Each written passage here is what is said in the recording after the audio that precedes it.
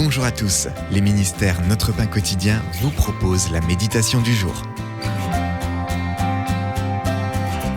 En nouveauté de vie.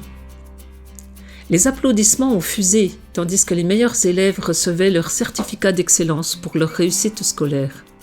Mais l'événement ne s'est pas terminé là. On a ensuite décerné des récompenses à ceux qui s'étaient le plus améliorés. Ceux-ci avaient travaillé dur pour obtenir plus que la note de passage, corriger un comportement dérangeant ou sécher moins souvent les cours.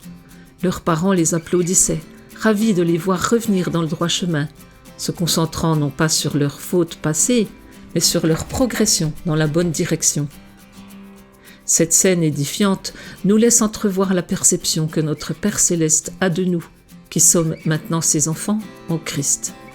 Jean a écrit « Mais à tous ceux qui l'ont accepté, à ceux qui croient en son nom. » La parole a donné le droit de devenir enfant de Dieu. Quelle merveilleuse perspective! Paul a rappelé ainsi aux nouveaux croyants que par le passé, ils étaient morts à cause de leurs fautes et de leurs péchés. Mais nous avons été créés en Jésus-Christ pour des œuvres bonnes que Dieu a préparées d'avance afin que nous les pratiquions. Pierre a écrit que nous sommes un peuple choisi, des prêtres royaux, une nation sainte, un peuple racheté, afin de proclamer les louanges de celui qui nous a appelés des ténèbres à sa merveilleuse lumière. Et nous sommes maintenant le peuple de Dieu. À ses yeux, nous marchons en nouveauté de vie, ayant laissé notre passé derrière nous.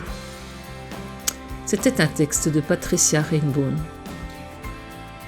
Comment Dieu vous perçoit-il ? Comment devriez-vous marcher en lui ? Père, en cette journée qui s'amorce, inspire-moi par le regard que tu as toi-même de moi.